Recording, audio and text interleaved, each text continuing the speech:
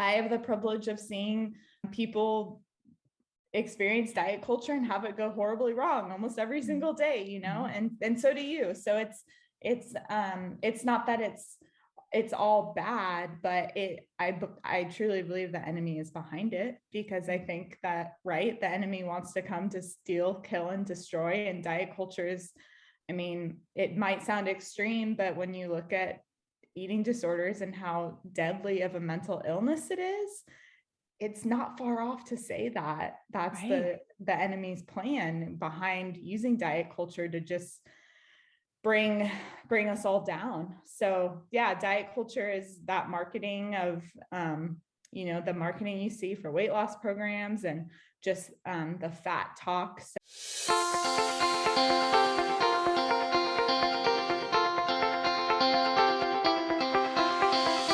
Welcome to Compared to Who, the podcast to help you make peace with your body so you can savor God's rest and feel His love. If you're tired of fighting body image the world's way, Compared to Who is the show for you. You've likely heard lots of talk about loving your body, but my goal is different. Striving to fall in love with stretch marks and cellulite is a little silly to me.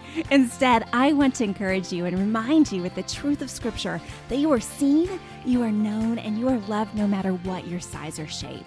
Here, the pressure is off. If you're looking for real talk, biblical encouragement, and regular reminders that God loves you and you're not alone, you've come to the right place. I hope you enjoy today's show, and hey, tell a friend about it.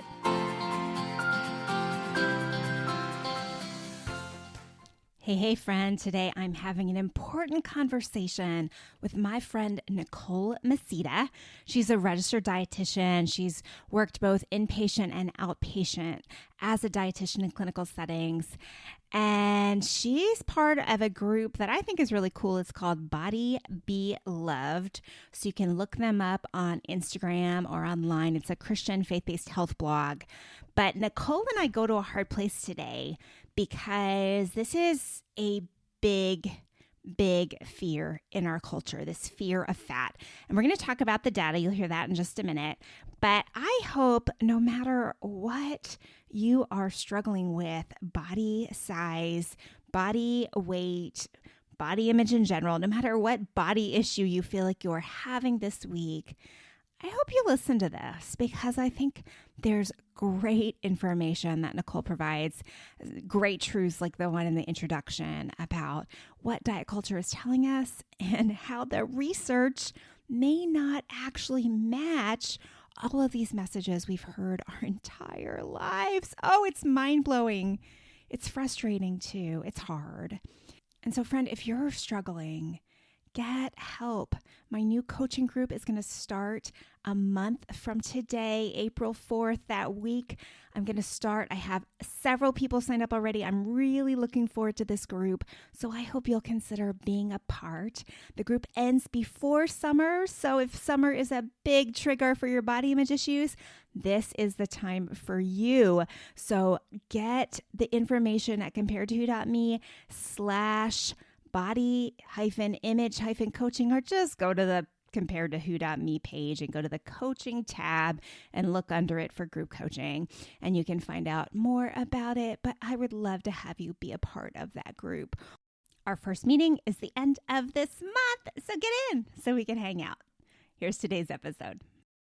Nicole, you're going to help me dig into this. Our series is Conquering Our Fears. Let me just tell everyone, we're the next couple weeks, we're talking about conquering our fears. And I don't mean like your fear of spiders. Okay, I don't have anything for you there.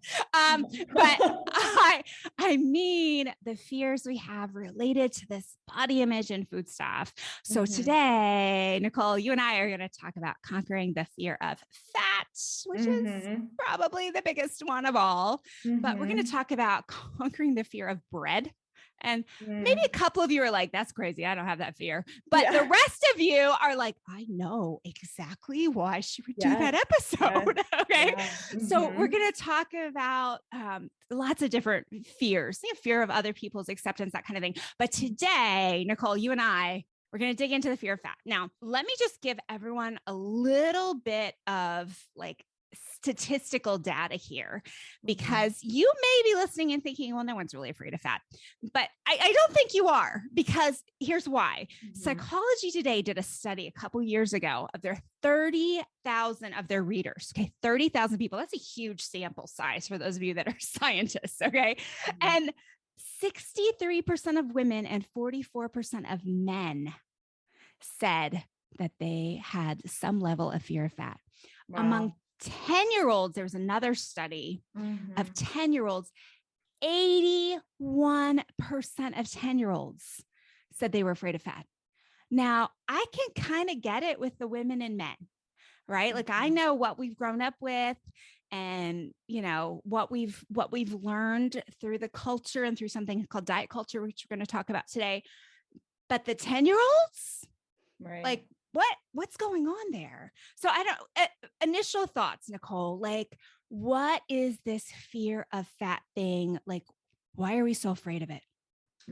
Yeah. And just to kind of your initial question with the 10-year-olds, yes, that is very real. I mean, I am a registered dietitian working in the field of eating disorders, and I routinely have kids that young on my caseload referred to me, even if I don't, work with them, like it, in my cohort of other, clinicians, it's not uncommon for us to be seeing kids that young. And I think that the fear that those 10-year-olds are facing, they're learning it from somewhere. Right. And, that they're learning it from adults, unfortunately, because we are all obsessed with weight, and they're learning it from the culture around them, telling us that fat is bad. And just, I appreciate you when you brought up this topic, you didn't shy away from using the word fat.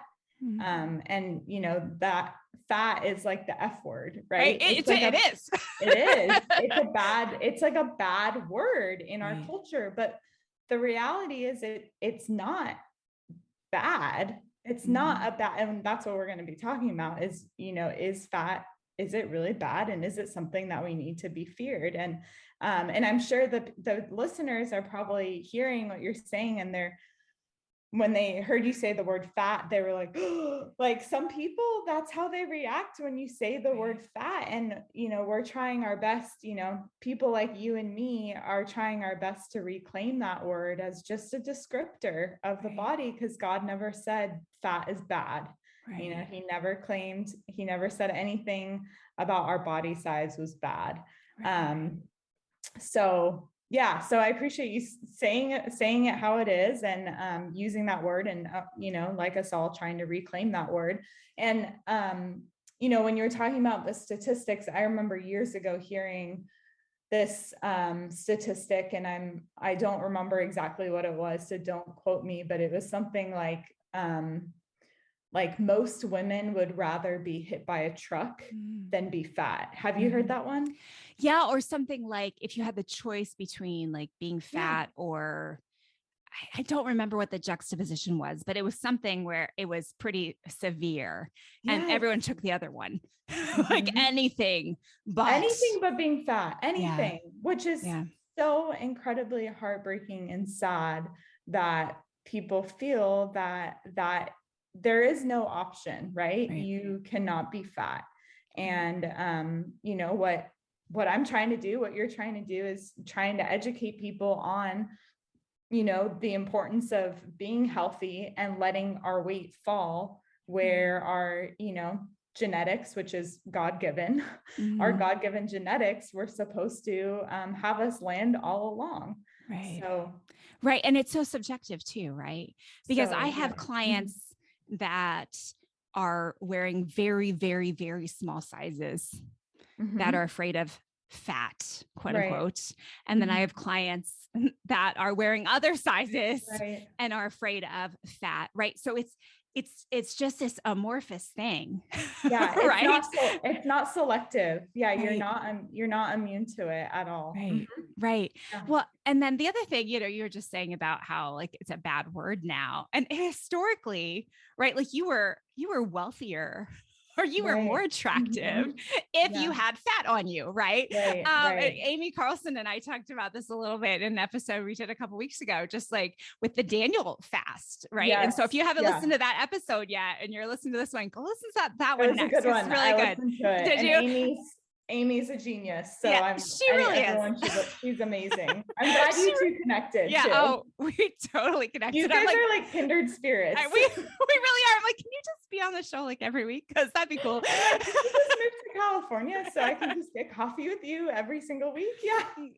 Totally agree. But we were talking about just how, like, at the end of the Daniel fast, they were fatter in appearance. And like, that's it. That word, that verbiage is in the Bible, in the ESV and some other translations too. You NIV people won't see it, but you know, it's there and it wasn't a bad thing, right? It was a good thing. Right. They needed to be fatter in appearance, but our culture has told us a different story about fat, right? Our culture has told us two different things. And so let's start with I don't know, the elephant in the room. I guess that's the best analogy, right? The big one is, well, I can't be fat because fat is bad, because fat is unhealthy. Fat will kill me. If I'm fat, I'm going to live a shorter life. Okay. So talk to me about that. Cause I know there's data out there that doesn't necessarily support that, even though that's what most of us have been brainwashed with. So fill that out for me. Yeah.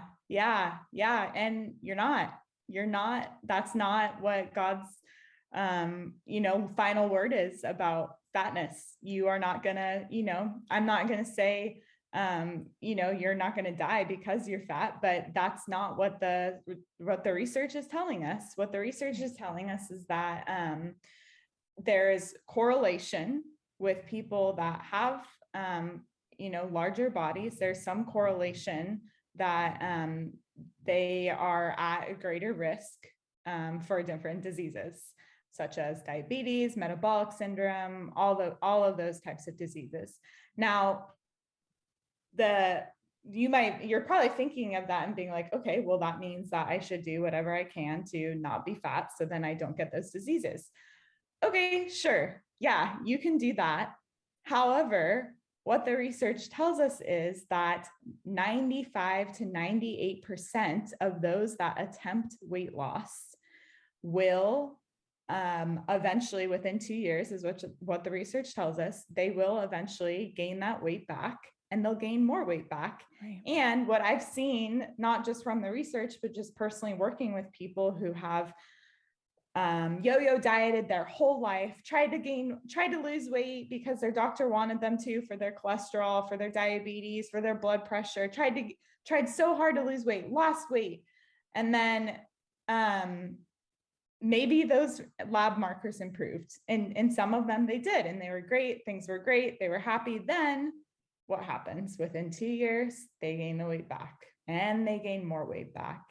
And it's not because they lack self-control. It's not a self-control thing. It's not a self-discipline thing. This is the way that our bodies were designed. Our bodies were designed to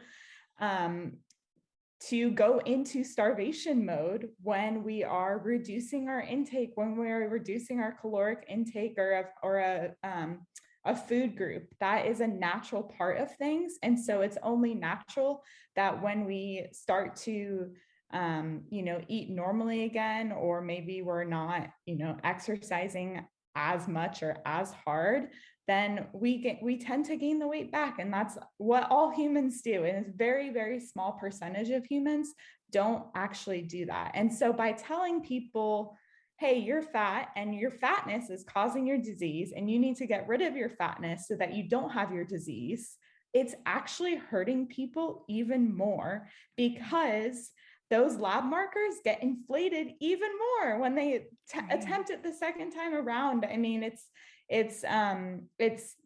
really sad to see, because these people are trying their absolute best. They want to be healthy. They're trying their best, but in all their strength and all their might, they can't outsmart their biology. None of us can. We can't outsmart it. And so, so then, what do we do then if we're trying to be healthy, but not attempt weight loss?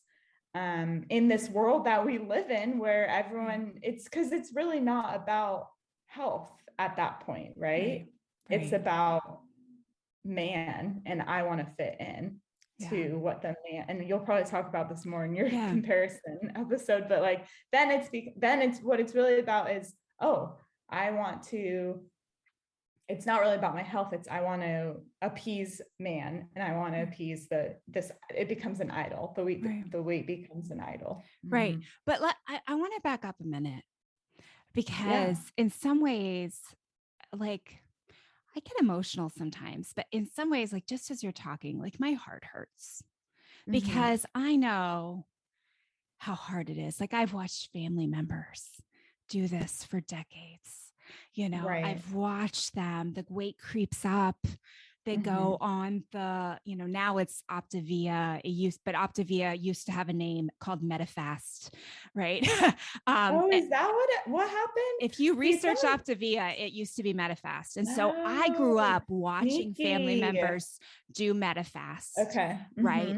And then come off of Medifast and gain more weight than they had before. Like this has been my experience watching this. And I know I'm not alone in that. And I know someone listening today, because I know my audience is a wide age range. Someone out there, like, this is hard to hear. Oh, yeah. Right. Because this has been something you've been pursuing for so long, right? Hoping that the next diet will be the one that works, the one that finally sticks, the one that helps you feel free. And I mean, I talk to people all the time, and I know you do too, Nicole, that like, okay, they found intermittent fasting and it was like so awesome for them for like 3 months. And then it stopped working, and then things started to change, and it wasn't what it was before. And then, or they found keto, or they found there's always something new. Right. And it is hard, I think, to come to the point where you're like, wait a second, what's the definition of insanity? Right. Exactly. Right. I mean, and I say that as gracefully as possible. Totally. Yeah. Right. Because I've chased that train too. Yes. Right. Yeah. But it's like, what is the definition of insanity? But then you've got such a loud message from culture saying, unless you fix this, you're gonna die early. And then, what I've read, there's a book called Health at Every Size. I know you're very familiar with it, more familiar with it than I am, even, because I'm reading it for the first time now. But I noticed in that book, the study, and maybe you can fill this out a little bit more. I'm putting you on the spot because I know you don't have it in front of you, but there's a study that actually shows that the most unhealthy thing for you is having your weight fluctuate that much, right? Yeah. Like, so even unhealthier than carrying around that extra, 20, 30 pounds, whatever it is having your weight go down and then up and then down and then up. Right. But that's probably hard for someone to swallow too, right? Like, Nicole, how do you help people who just like, that's just really hard to hear? How do you encourage that person? Thank you for listening to this episode that is part of the Spark Media Network that can now be heard on the Edify app.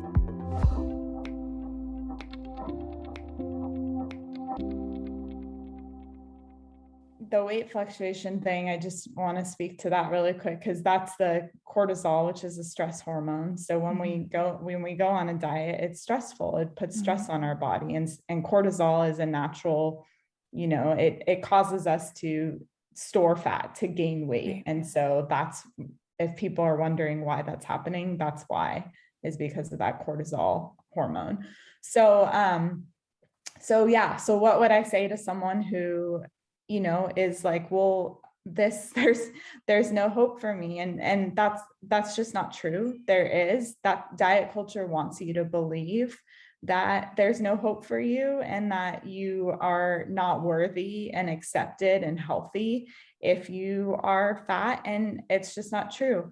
I can tell you from a research, background, that it's absolutely not true, because if you look up the study, the obesity paradox, it'll actually tell you that those that live the longest are people with a overweight BMI, not those with the, really, really high ones, or not those with the really, really low ones, not the outliers. It's those with the overweight BMI. And I'm not saying that those, the people that have the really high BMIs are, doomed. And I'm not saying the people that have the really low BMIs are doomed, but that's just what they're finding, is that there's actually a correlation that if you has extra weight on you, then you will live longer than those with a normal BMI.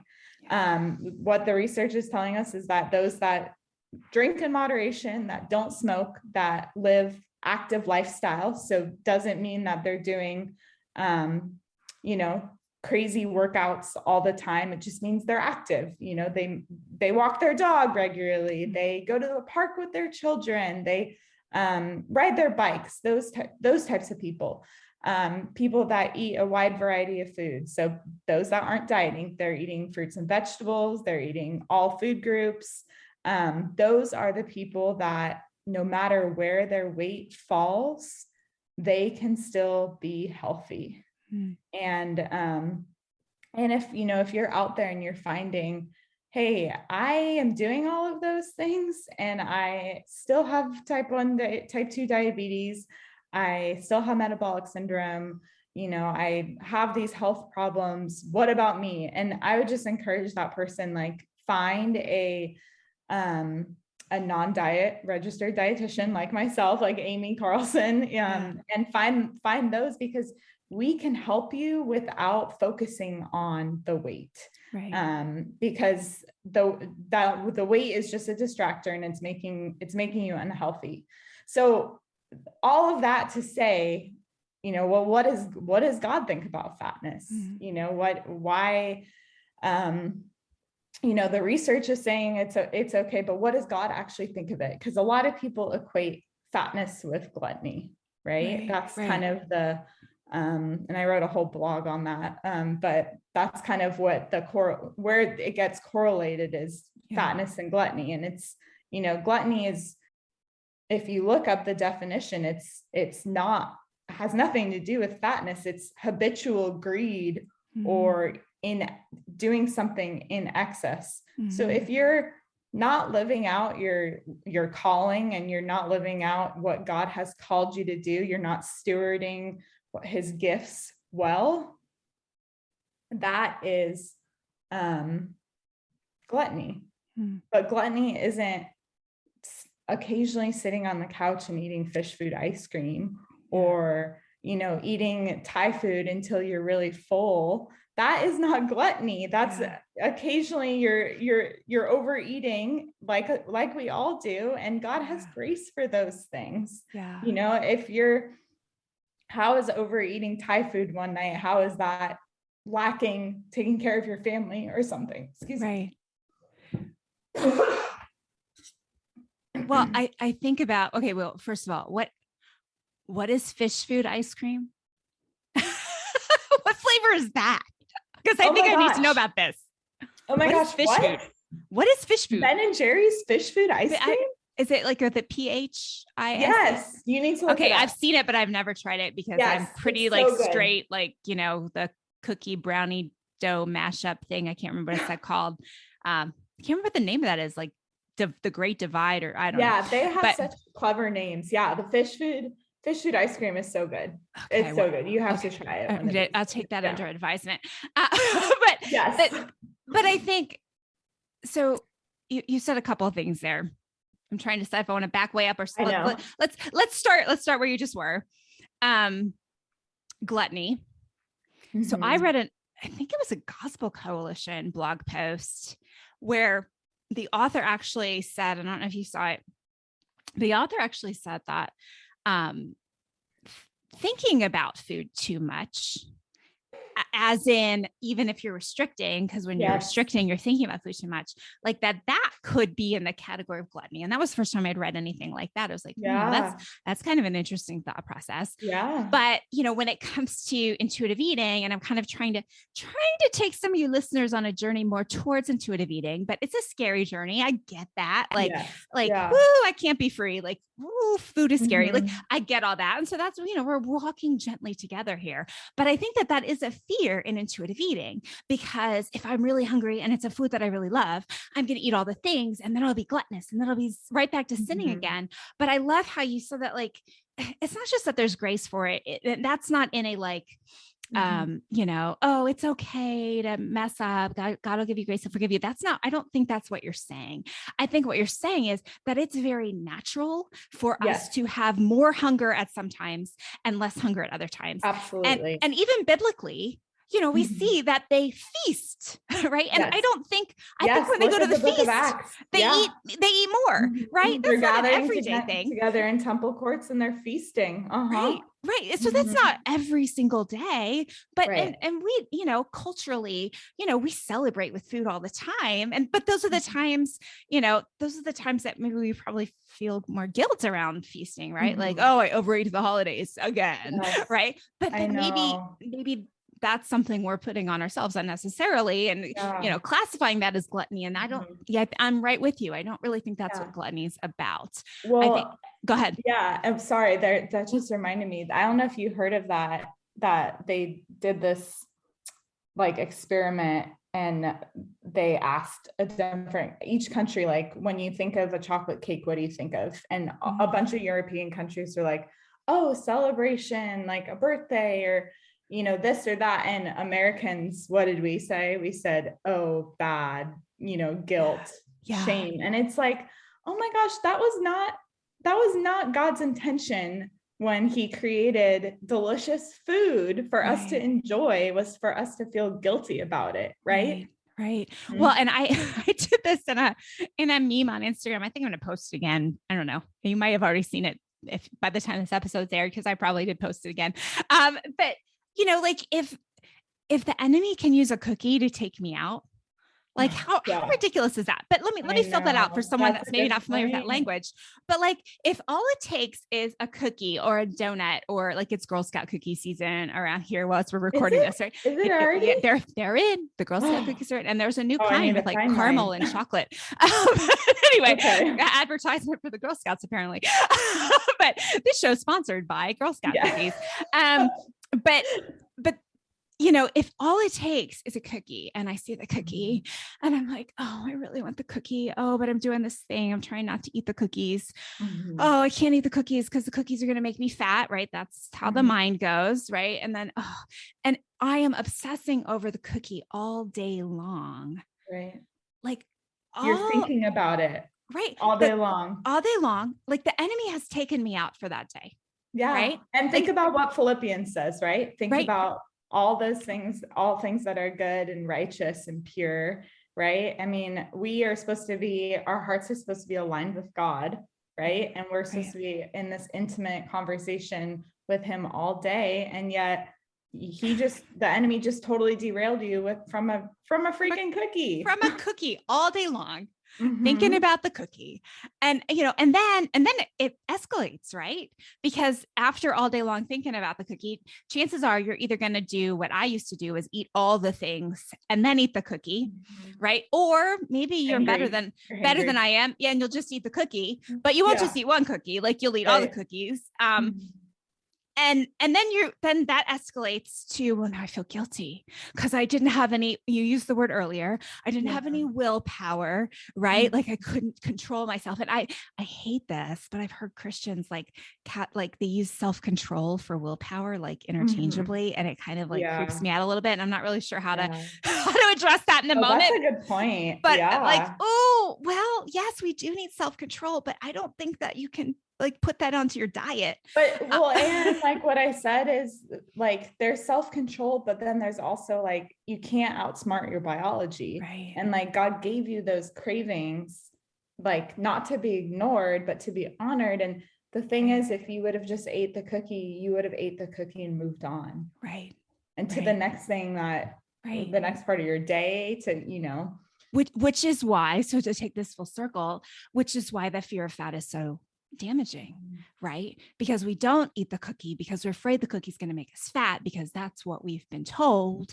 And then we end up eating like all the cookies, or we eat the cookie every day because we're obsessing over the cookie instead of just eating the cookie, being satisfied, like, oh, I ate the cookie. Okay, I can go on with my life. Right. Then the cookie like is elevated from just being food to being like the thing that we're thinking about more than anything in our lives. Right. And then it ties in to, how we get down the road of diets and all those things. But you also use the word, and I've used this, and I realized I don't know that I've ever stopped and had it explained for my audience, diet culture. So when someone says diet culture, can you kind of fill that out? What does that mean? Yeah, diet culture. So diet culture is all around us. It's essentially the culture that tells us that you need to be dieting to look a certain way so that you can fit into our world. And it also, it goes by the name of health, right? I don't think everyone in diet culture is evil or, bad. They are just buying into this idea that is false, that you have to lose weight in order to be healthy. And, I think a lot of people in diet culture are very loving, caring people that genuinely really care about people and their health. And they just haven't had the same journey that you and I have had, where they've maybe, read the research or looked at seen the tools, or, I have the privilege of seeing people experience diet culture and have it go horribly wrong almost every single day, and so do you. So it's not that it's all bad, but I truly believe the enemy is behind it, because I think that, the enemy wants to come to steal, kill, and destroy. And diet culture is, it might sound extreme, but when you look at eating disorders and how deadly of a mental illness it is, it's not far off to say that that's the enemy's plan behind using diet culture to just bring us all down. So diet culture is that marketing of, the marketing you see for weight loss programs and just the fat talk. So, talking about food being bad and good and black and white, talking about losing weight, fitting into certain clothes, or, talking about our bodies poorly, talking about someone else's body and praising it, all of that stuff is diet culture. And it might sound harmless, it might sound harmless to say, hey, Heather, you look really good. You look really thin. Like, have you lost weight? Like, that seems harmless, right? But, your readers know your story. If you've recovered from an eating disorder, that's extremely, extremely damaging for someone, right? Because it sends them down a spiral of, oh, if I've lost weight, then I look better this way. I cannot gain any weight, right? So there's a lot of layers of diet culture, but it is damaging at the end of the day. Absolutely. Well, and I think, now it's like we said, it's health, right? Disguised as health, right? And wellness culture, right? Like, I don't want to be thin. I just want to be well. I just want to be my best, healthiest self. And how can that be bad? But, it's interesting. I did a couple shows on control, and, there is so intricately tied in, right? Because I think part of the reason why we want, or we pursue that optimal health, right, is because we think we have control of our health through everything we eat and our activities. And, the science doesn't show that, right? But that's what we've been told, right? So like, according to what we believe from diet culture, if you are a clean eater who exercises the exact right way, whatever the right way of the season is, right? Like, then you should never get any disease. And yet I know you've had clients. I mean, I've had clients where they're just like, I don't know how this happened because I did everything right. And it's heartbreaking when you have to come to that point where you're like, no, you weren't in control of that either, you know? And so that's a complicated thing. Yeah. But this fear of fat. Okay. So yes, there's the health layer, and diet culture is telling us that that's the healthy way to go. And there, I mean, y'all look this up for yourself. You can check out the Health at Every Size book. You know, I know someone out there. Can I go to the Yucky place for just a second before we go to the other side? Like someone out there is saying, you cannot actually be saying that someone who has 150 pounds to lose is healthy at their size and should stay that way and not do anything. You can't be saying that. So Nicole, just respond to that because someone's thinking it.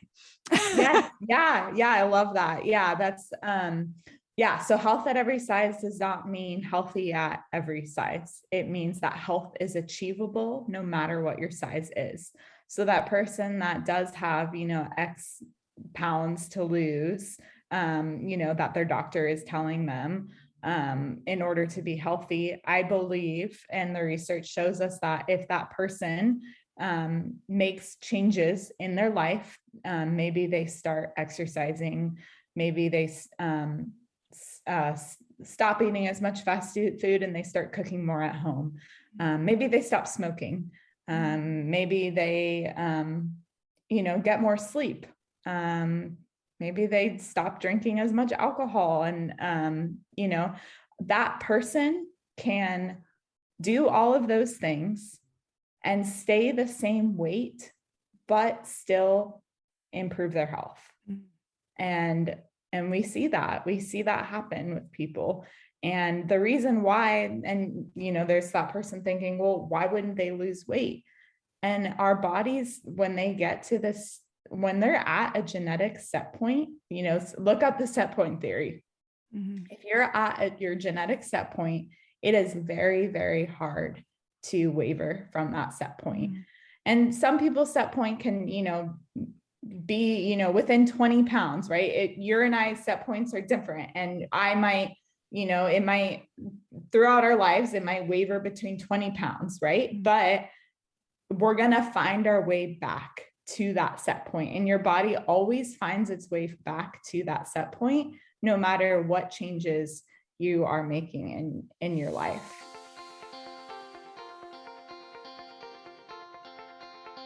Hey friends, my next round of group coaching is going to begin on April the 4th. It's a 6-week commitment. You'll have one personal one-on-one time with me, and then you'll have 4 sessions with a group, a small group, 5 women at the very most. I normally like to keep them at 4. And then you'll do that for 4 weeks in a row, and then we'll have one exit session. And friends, as I look through what's happened in my coaching over the last couple of years, my clients who have been a part of group coaching are still having the best results because there is something about going through coaching with other people. Now, don't get me wrong. I love one-on-one coaching. There is tremendous value to be able to dig into your specific issues in every session. I think that's amazing, and my one-on-one clients are having good results as well. But there is something special about being connected and going on a journey with a group of women in community. And what's been really fun to see is how these communities that I've developed through group coaching sometimes continue after the coaching is over, and these women are still connecting and still texting and still reaching out when they have a bad day and encouraging each other. So if you're interested in group coaching, go to comparedtowho.me/coaching today. You can find out more. As I said, the group will start in April, but I expect this to be filled up by mid-March. So go ahead and grab your spot today. I have a limited number of spots available. If you have any questions, you can grab one of those 10-minute coaching calls with me or just send me an email, heather@comparedtowho.me. I hope to see you in my next coaching group.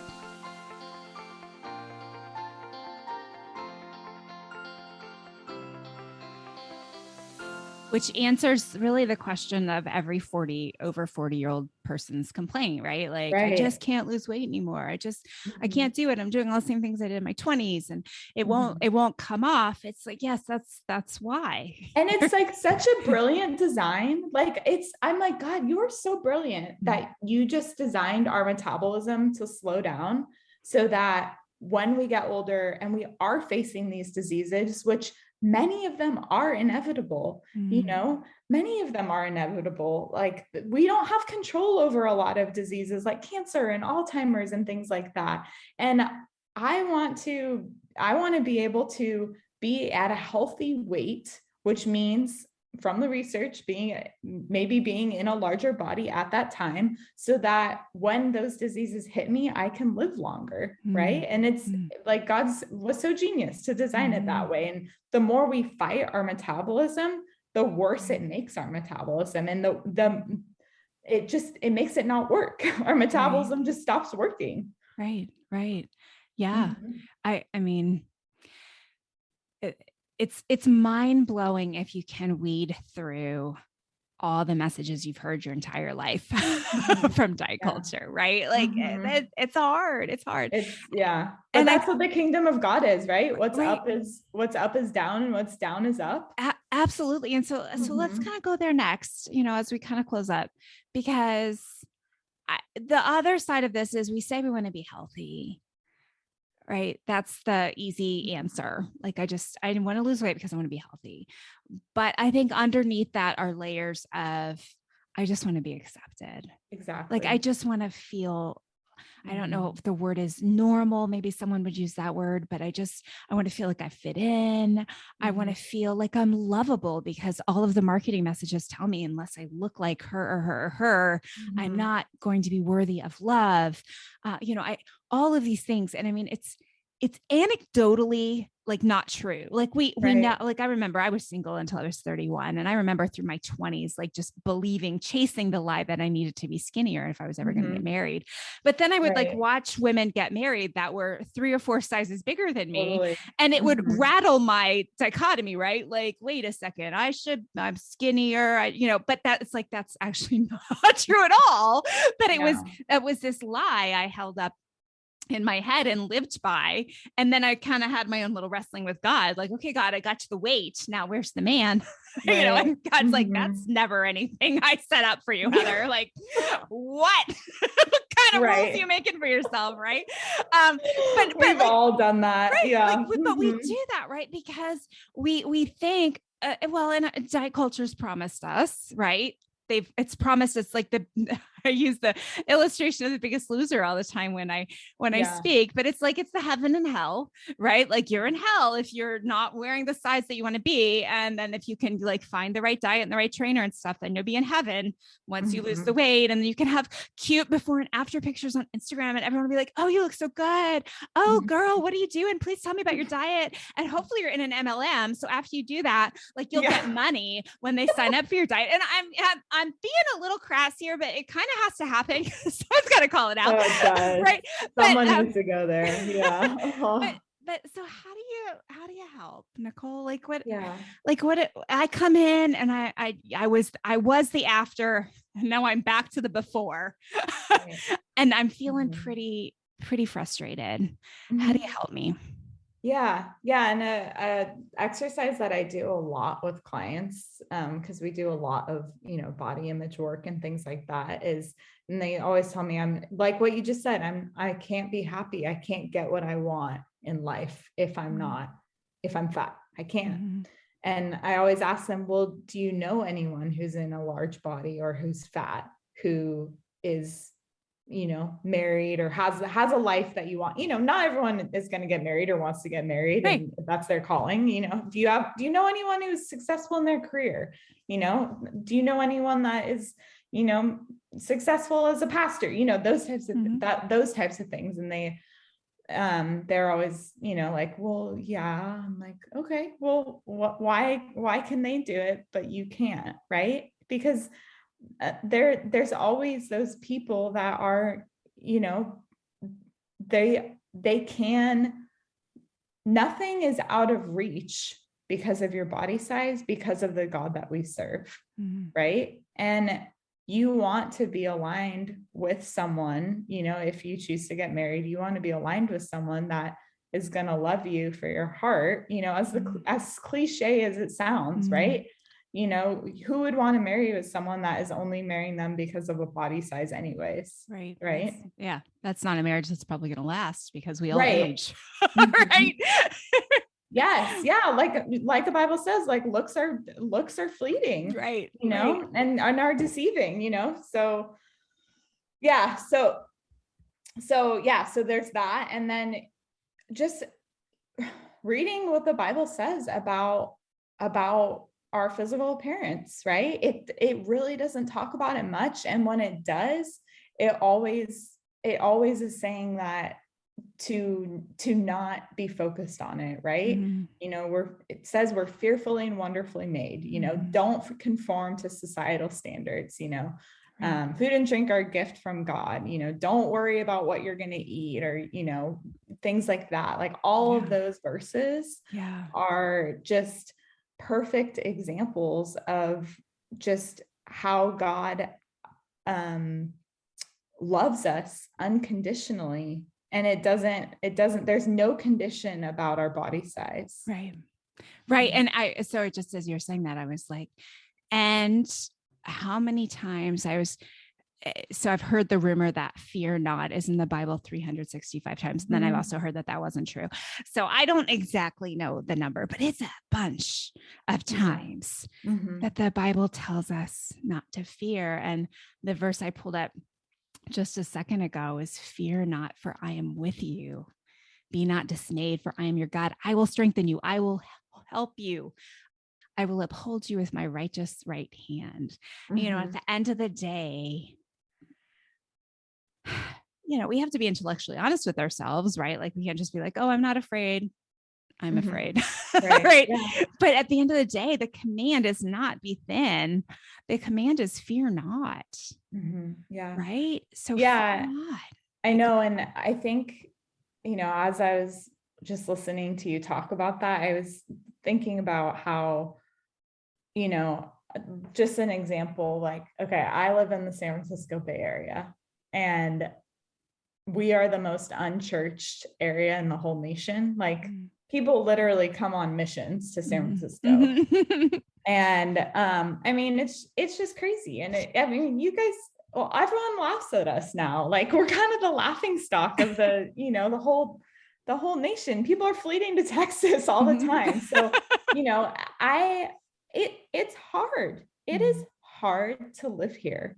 It's very hard. And if I'm not taking up my cross every single day and surrendering myself and my life and reading the word daily and praying daily and being in community, and it would be so easy for me to be swept away. So easy. I mean, so easy. And I would say the same thing to someone who is struggling with the fear of being fat, right? You cannot do this alone. It's everywhere. The pressure is everywhere. You can't move away from it. You cannot hide from it. It's going to try to find you. Even as a non-diet registered dietitian, I'm not immune to it. It's everywhere around me still. I have friends on Instagram who, do those MLMs that, I still love.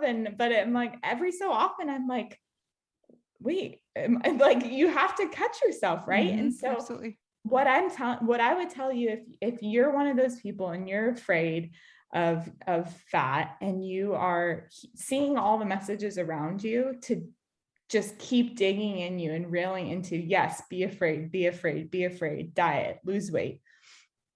You need to just take up your cross, just like you would with your Christian walk, right? Yeah. Find those resources that, that you and I both, provide, like my Bible study and devotional and your wonderful books that you've written and all of the resources that you have, and find, community, find friends that are also like pursuing this too. And if it doesn't exist, start it, start that community. And if you feel like you need, professional help, like get a therapist who's trained, who's a HAES aligned therapist. That's what you want to look for, and find a dietitian who's a HAES aligned dietitian, you know? And so, cause you can't do it alone, because we're all walking in the wilderness, right? And we all have to surrender ourselves to God and to his calling. And we can't do that alone. Yeah. Amen. Okay, Nicole, tell everyone about your course and the Diet Detox book and anything else you want to offer. Okay. So I have a Bible study called Food Freedom Bible Study. It's an individual online study. It's very inexpensive. It's, $37. It's just takes a few weeks to do. And it's got videos, workbooks. You're going to love it. People really like it. And it has really helped a lot of people. There's a Facebook community on it. So it's a really great course. It takes you through kind of the things that you and I are talking about, but on a deeper level. And then our devotional Diet Detox. So a 30-day devotional to ditching diets and claiming Christ's love. Find that on Amazon or our website, but it's just, I always tell people I have this in my quiet time, basket of cause I'm kind of a devotional junkie. I don't know if you are, but I will be feeling one for a while, and then I'll want to switch to another one, just depending on the season of life that I'm in. And, like I said, I'm not immune to diet culture. I have bad body image days too. And so I will switch this one in regularly, and I'll read it. And it's helpful to me too. And I helped write it. So I think it's just a really good resource, and it's a great one to go through with a Bible study or with your friends or in conjunction with our course. So, awesome. So yeah. And your website is Body Be Loved. So BODYBLOVED.com. So yeah, we have a ton of blogs and just other resources and things like that. And you sent me a cute shirt, which I don't have on today because it's winter, but do you sell those shirts on there too? Yeah, we do still have those. Yeah. They're super cute. So you want to check those out. Project of mine. Yeah. That's awesome. And then are you seeing clients virtually? I am. Still seeing, okay. Yeah. So mostly just California because of the way our licensing works, but mostly just California clients, and limited availability, but California, so and you're looking for someone, and they can find you through Body Be Loved. Love to connect people. I mean, I know great dietitians in California, outside of California, that are faith-based too. So awesome. Nicole, thanks so much for being on the show and participating in this important conversation. So thank you. Thank you. And thank you for watching or for listening today. I hope something in today's episode has helped you stop comparing and start living. Bye-bye.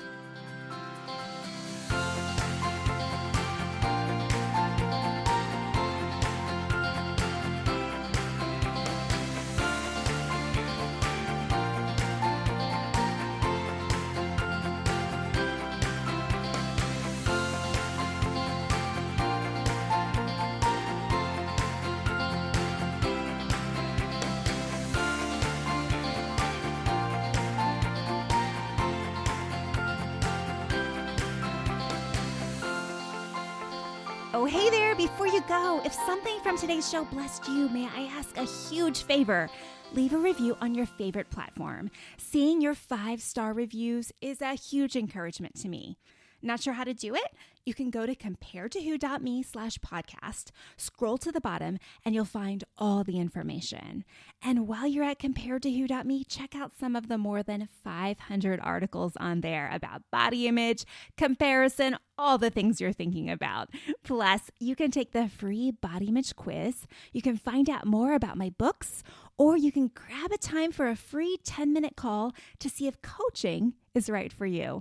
I'm so honored to be a part of your journey out of body image and comparison frustration, and I can't wait to hear how God is working to set you free.